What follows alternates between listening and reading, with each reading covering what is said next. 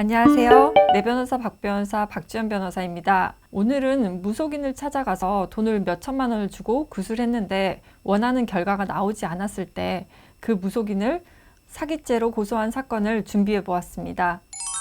민사상 계약 관계에서 크게 채무는 두 가지로 나눠볼 수 있습니다. 수단 채무와 결과 채무로 나눠지는데, 일단 결과 채무는 어떤 일정한 결과 발생을 목적으로 하는 것이고, 수단 채무는 어떤 결과 발생을 위해서 최선의 노력을 다하는 것을 의무로 합니다. 대표적인 결과 채무가 물건 제작이나 매매 계약 같은 것이죠. 그리고 대표적인 수단 채무가 변호사 선임 계약, 아니면 미용실에서 하는 용역 계약, 아니면 의사의 진료 채무 같은 것들이 있습니다. 머리 하러 갈 때 본인이 원하는 헤어스타일이 있는 그런 사진을 들고 가면서 이렇게 해달라고 하는 경우들이 있는데, 본인이 원하는 모양이 나오지 않을 때도 있지만 미용사가 그런 헤어스타일을 해주기 위해서 최선의 노력을 다했다면 내가 원하는 헤어스타일이 나오지 않았다고 하더라도 원칙적으로는 손해배상을 청구할 수 없는 것입니다. 무속인이 부담하는 채무도 결과 채무가 아니라 수단 채무입니다. 굿이나 부적을 통해서 어떤 결과가 발생하지 않았다고 하더라도 최선을 다해서 굿을 하고 부적을 써주었다면 그 채무에 불이행이 있는 것이 아니기 때문에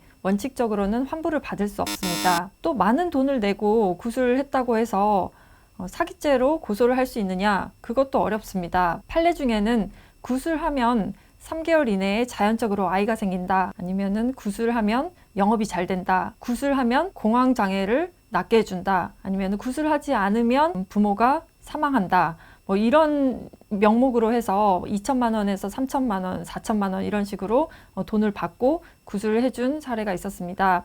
여기서 판례는 굿 같은 무속의 실행에 있어서 요청자가 반드시 어떤 목적된 결과 발생을 요구하기보다는 그 과정에서 직간접적으로 참여하게 됨으로써 얻게 되는 마음의 평안이나 위안을 목적으로 하는 것이 대부분이다. 예외적으로 어떤 목적된 결과의 달성을 조건으로 하는 경우라고 하더라도 굿을 하는 무속인이 객관적으로 그런 행위를 했고 또 주관적으로 목적 달성을 위한 의사로서 그런 굿을 했다면은 비록 원하는 결과 발생이 없었다고 하더라도 굿 요청자를 기망하였다고 볼 수 없다 라고 판시한 사례가 있었습니다. 따라서 단순히 뭐 돈을 내고 어떤 것들을 이루어지게 해주겠다 라고 하면서 굿을 하면서 큰 돈을 받았다고 하더라도 결과적으로 그런 결과가 발생하지 않은 것이 무속인이 굿 요청자를 기망해서 편취한 것은 아니다라는 것입니다. 따라서 사기죄가 성립하거나 복비를 환불받을 수는